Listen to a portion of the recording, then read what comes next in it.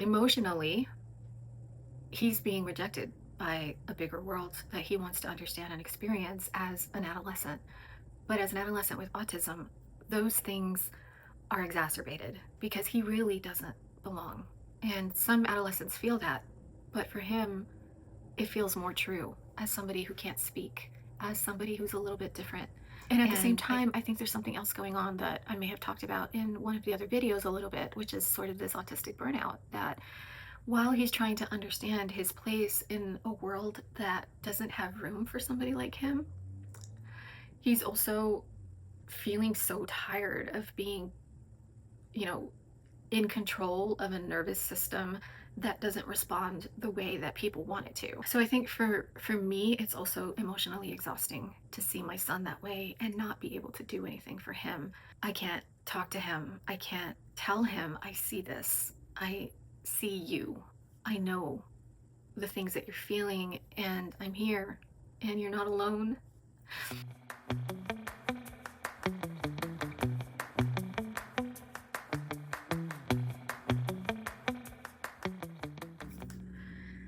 Hey guys, I wanted to pick up with our, you know, journey through spring break. So, if you're new here, my name is Wendy, and I am a mother to a severely autistic teen boy, and I'm a developmental psychologist. And I do these videos. Some of them are about what's in the literature around helping to parent autistic children or autistic people, because we kind of parent them forever if we are parents to severely autistic kids or adults. And I also do some videos about what it's like for me parenting my son, using some of those theories or ideas from the literature as I learn and try to figure out my son now that he is a teenager, and myself as a parent now that he's a teenager. So, in some of the videos I've done recently, they might be a little out of order. So if I haven't posted yet, they will be, immediately after this one. But I've been talking about co-regulation and recovering when you become dysregulated, either yourself as the parent person co-regulating or the autistic person that you parent becoming dysregulated, because you're kind of in it together. That's what co means in the co-regulation. Either one of you can be dysregulated and you need to recover in that kind of dyad. So in one of the videos, we were heading into spring break, and I want to talk a little bit about what that was like and what features of the things I've been trying to learn about I might have tried to use. And oh boy, my son, I've talked a lot about some of the behaviors and things. And first, I want to say he's a great kid, and he's so much more than some of the behavioral problems that we've been having. And it's in cycles. A lot of the time he's calm and he's great and he's learning new things all the time that he tries to implement, and he tries to become more independent, and he's really good at that stuff, and he's doing really well. And then all of a sudden he goes through these phases where we have some problems for a week or 2 weeks or a month sometimes, and then he's kind of okay again. Or he'll go through a sustained period where it's really easy to set him off, and then he's okay again. And this has kind of been going on for a couple of years. But he's a teen boy, and some of it, I think, is going into these teen years. He's experiencing what a lot of teenagers go through, which is sort of becoming an adolescent and going through those changes, not only physically but in your environment, social aspects. He wants more independence. He wants to feel more control of his life. He wants to be part of a bigger world. And emotionally, he's being rejected by a bigger world that he wants to understand and experience as an adolescent. But as an adolescent with autism, those things are exacerbated because he really doesn't belong. And some adolescents feel that, but for him, it feels more true as somebody who can't speak, as somebody who's a little bit different. And I think he really feels it. He's intelligent enough to understand when he's being rejected by peers and by society, And I think those things really hurt him. And he goes through periods of sadness and depression over those things, just like any teenager would. And those things are also exacerbated by changes in hormones and things going on in his body that I can't talk him through because he doesn't have the command of language to talk about some of those more sophisticated things. He has very limited speech. And at the same time, I think there's something else going on that I may have talked about in one of the other videos a little bit, which is sort of this autistic burnout, that while he's trying to understand his place in a world that doesn't have room for somebody like him, he's also feeling so tired of being, you know, in control of a nervous system that doesn't respond the way that people want it to. And, for almost 15 years now, he has been told to control his nervous system, and he's tired and burnt out. And he's trying to control this nervous system all the time. And he's trying to understand all these emotional things about fitting in and wanting to grow and be more autonomous and have more control of his life. And he's going through these physical changes. Like, it's a lot. It's a lot for a kid to have to understand. And it's so unfair for him. So, of course, he gets angry and he has these behavioral problems. And I see him as a whole person going through these things, but nobody else does. Sometimes his dad does, but I think he's also a dude. His dad is a wonderful father who is patient with him and loves him and gives him all his time, but he's also a total dude who just doesn't always have the, I guess, emotional perspective that I do, or that a psychologist does. So he does all the right things, but he doesn't always see him the way that I see him. So I think for me, it's also emotionally exhausting to see my son that way and not be able to do anything for him. I can't talk to him. I can't tell him, I see this. I see you. I know the things that you're feeling, and I'm here, and you're not alone. And you have every right to be angry, and it's okay to be angry. I can't say those things. It's just not something that he has language for. And no matter how much I love him and am there for him, there's just not enough language for him not to feel alone in what he's going through. So, of course, he acts out. So anyway, this week through spring break, it started off okay. And even though I was also not in the best place emotionally going into spring break, I think, I put on a brave face, and we planned some things. We went to the movies, we went to the arcade, we ordered pizza, we did the things that he likes to do, trampoline park, all that stuff. And with my son, he has this sort of wild sensory profile where he's sometimes very sensory seeking and sometimes very sensory averse. And when he was younger, we had a sensory diet that could really help with that. And as I've mentioned before, he's gotten older, and the things we did when he was younger don't always work. And for his sensory appetite, we had a sensory diet where he had different textures in his environment all the time that helped to sort of temper his sensory sort of swings. He had different tiles on the floor that were different textures. He had things on the wall that he could touch. We had different temperatures. Like, he'd play with ice, and then he'd play with warm things, and that would give him different experiences and different sounds all the time. Like, he was constantly in different touching different things and playing with different things, and that would give him a sensory experience that helped to keep him sort of on a sensory diet. But now that he's older, those things don't work. And so we kind of don't know if when he asks to go to the arcade, he's going to be able to handle it, or it's too much sensory input. So we let him drive. We let him try to figure out what he needs. And if we go to the arcade and he can only be there for 10 minutes, then we leave. If he wants to be there for 2 hours, then we're there for 2 hours. Often we go to the trampoline park and he jumps for 10 minutes and we go. So we have a membership, so he can go for 10 minutes whenever he wants.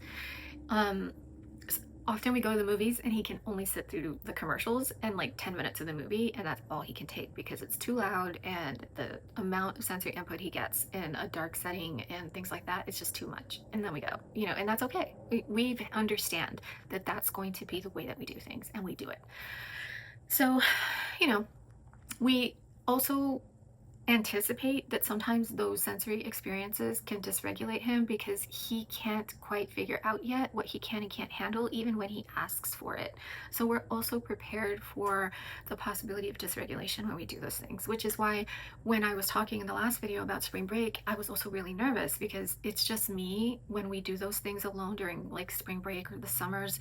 And if he becomes dysregulated when he asks for those things, I have to handle him by myself in public. And now that he's so much bigger and older, I don't always know that I can. I'm afraid of him attacking me in a public space and other people's reactions, if they try to intervene, or if I have to physically confine him somehow, other people getting upset or calling the police, or like that's my worst nightmare. That's my biggest fear. Like, I don't know what to do when he loses it in public and it's just me. So I was afraid of all that stuff, and I always am. That's just how it is in our lives. And another thing is when we're in public and he has to go to the bathroom, I have to take him into the women's bathroom, and people get so bent out of shape about it. And it's the only choice we have because there's only men's restrooms and women's restrooms, and he's a young man now, but he can't go by himself into the men's restroom, and I have to take him with me. And people get upset, and they don't understand that he's mentally disabled, and women will give us bad looks, and he feels really bad about it, and he doesn't want to go into the bathroom with me, or we're in the bathroom and he gets so upset when somebody gets mad about him being in there. I mean, it's the whole thing. And so many times when he gets dysregulated in public, it's because we've had to go into a women's restroom and some woman has been mean to him, and then it all goes wrong from there. Anyway, so it went okay. The first part of the week we went to the movies, we did our things, and then all of a sudden the end of the week was not okay. He started to lose it all the time. For the last 3 or 4 days, I had to call my husband for help once, and then on Friday or Thursday, I lost it. And when I say I lost it, I don't ever lose it on my son. There is something about me, I've always been this way, that I will just take it. Whatever people throw at me, I take it. I can't stand up for myself. I have no self-preservation whatsoever. And then all of a sudden, I fall apart. And it's always been my thing. One day I will start crying for no reason, and then I'll cry for 3 days in a row. Or I will get really sick, like a fever of 103 sick, throwing up. Then I get pneumonia. Then I can't get better for 6 weeks. Like, my body just responds to the amount of stress that I've been in. And that's how I deal with whatever I've been through. And it's always been that way. So I never yell at him. I never do anything in response to him and his behavior. I just take it. He bites me, and I don't even stop him from biting me. Like, I will just sit there and let him bite me, and I'll pull my arm away or I'll get out of his way, but I don't like do anything to him. It's like, I don't know how I can tolerate it, but that's just something that I've always been that way. And so eventually I just break. And that's what happened on Thursday. Something upset him in the backseat of the car, and we were going through the drive-thru at Starbucks. I got him a drink. I got me a drink. We were driving away. I had just gotten him McDonald's, and he wanted to go somewhere, I think. And I said no, because we had already done all the things that he had asked for. And this last thing he wanted to do, I kind of said, we don't have any more money for that, because he gets a kid's meal every single day. The amount of money we spend on kids' meals would bankrupt some people. Like, it's intolerable. And by this point in the day and the week of spring break, there was just no more money. And so I gently tried to redirect him. I never just say no, because that word sets him off, and we all know it. So I usually say, we're going to go home instead, or we're going to go to the trampoline park instead because we have a membership and it's already paid for. Or, I'll redirect him to something else. So I said, we're going to go home and enjoy your McDonald's instead. And he understands that that means he's not getting what he wants. He threw his Coke at me from the back seat, an entire Coke full. It fell in my hair. It fell inside my purse. It splashed over the car. And I just started hysterically crying. And, part of it, I think, is I had been on edge the entire week waiting for him to attack me. Like, I had spent the whole week flinching every time I said something I thought was going to set him off. in public, waiting for him to lose it, watching people to make sure that nobody did anything to upset him. You know, I guess I had just been on edge the entire week, and I knew when he threw his Coke at me that he was going to hit me next, and he did. Driving in the car is like the worst. When he hits me in the car, my anxiety, it's my worst fear that I'm going to crash the car when he hits me in the car. And nothing terrifies me more. And I have to remain calm every time he does this. Pull over, find a way to not lose it, find a way to calmly pull over and make sure everybody's safe when he does this. So when he does this in the car, I have PTSD. Like, I flinch, I try to move out of his way every time I'm gonna say no to him in the car. Like, I prepare myself to be attacked when I'm going to deny him something in the car, or when I'm going to say something I think might trigger him, but I have to. And I'm tired of it. My nervous system can't handle it anymore. And when he threw the Coke, I knew he was going to hit me, and he did. And I just couldn't. I couldn't anymore. I fell apart. I melted like I don't know what. I fell apart. I started crying hysterically, begging him to stop. I drove home like that, crying hysterically, and he knew. He knew that mom had lost it. He knew that something was very wrong in the way that I was behaving, and he stopped hitting me, and he started saying things like, Mommy is very sad, Mommy is very angry, Mommy is not okay. Like, he was waiting for me to confirm something or to tell him that I was okay. Like, he was trying to get me to respond in some way to help him understand what was happening. And I couldn't stop crying. I just wanted to get home. We were 5 minutes away, and I drove into our driveway and parked the car and cried hysterically on my steering wheel for another 5 minutes at least. And he can't get out of the car because the child safety locks are always on. And he sat there waiting for me to compose myself enough to get out of the car. We came inside. I called my husband, who can't answer because he's at work. And I just couldn't put myself back together. And that was one of the things that I've been reading about, how to recover after you become dysregulated. And I couldn't think of anything that would help me recover. I could not piece myself back together. And in that moment, I remembered how academic all that stuff is. Like, some psychologist sitting somewhere who probably has no connection to an autistic child in their family in any way writes this stuff and has no idea what living this stuff really feels like, has no idea what it's like to be afraid of your child, the conflict you feel at loving somebody so much that all you want is to reach them, to understand them, to let them know it's okay that they're angry, to empathize with that anger that they feel, that frustration, to know why they hit you the way they hit you, but to also be terrified of them in the same moment. They don't know that.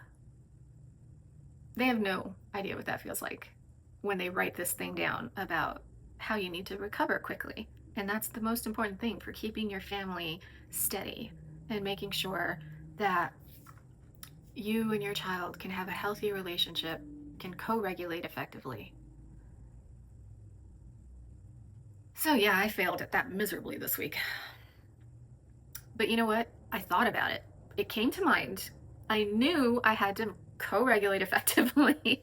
I knew I had to find a way to recover. I didn't figure it out. I did not do it, but I knew it. So maybe next time I'll figure it out. I did, after a whole day of crying like a baby and just losing my freaking mind, eventually go back to making some jewelry the next day. I played with my makeup because I really do enjoy that. It's a hobby I picked up a couple years ago. I never wore makeup until my 30s, 40s maybe. And I enjoy it. It's fun. It feels like painting. So I, kind of played with my eyeshadow palettes and looked at the different colors and enjoyed that a little bit. And played with my makeup, played with my beads, took a little time to breathe. I cried still. I cried for about 3 days. Sporadically, on and off. I'd watch something on TV and start crying. My son would come in and do something and I'd start crying. I mean, I had anxiety for the whole 3 days. Like, I really needed a Valium anxiety, but I have nothing for anxiety. So I just tried to breathe through it and then cry and then breathe through it. But I survived. And I'm okay now. And I feel much better. Like I needed those 3 days to kind of purge and pull myself together and realize that I was not doing very well. And now I feel a little bit better. And I think I understand how important it is to not let things get to that point and to figure out that I really didn't have those tools. Like when I talk about how my son doesn't have the tools as a teen boy now that we had for him as a toddler, I don't have those tools as the mother to a teen boy. I don't have them. I talk about how I need them for him to help him survive adolescence, because I don't think his behaviors are going to go on like this forever. I really think he's just come into adolescence and his behaviors are going to get better as he gets used to what he's going through or as he makes his way through it. I think he needs some tools for that I'm trying to help him figure out, but I need tools for that. I don't have them. I didn't realize how bad that was. So now I know. All right. Okay. I guess next time in the saga, I will work a little bit on figuring out, now that I know I can't recover the way that I need to because I let things get that bad, what do I do to work on that, to make sure that, one, I don't let things get quite to that point where I can't handle things, where I have taken so much that I fall apart for 3 days and can't function. I can't let things get like that. How do I maintain some level of sanity before things fall apart? And then two, I can't change my personality. So if that happens again, how do I recover a little more quickly? How do I look for signs that I'm getting to that point? How do I find some tools for myself while I'm looking for tools for my son that aren't just about being a better parent for him to feel safe and steady, but a better parent for me to be able to be my best self as like myself, as like an actual human being that isn't melting in the seat hysterically crying. Yeah, I'll figure some of that stuff out a little bit. I don't know. I mean, it's not like I'll just have answers the next time we talk, but at least I know there are things to work on. All right, so that's how spring break went. And yeah, I'll catch you guys here next time. Until then, be safe out there. Take care of each other. Bye.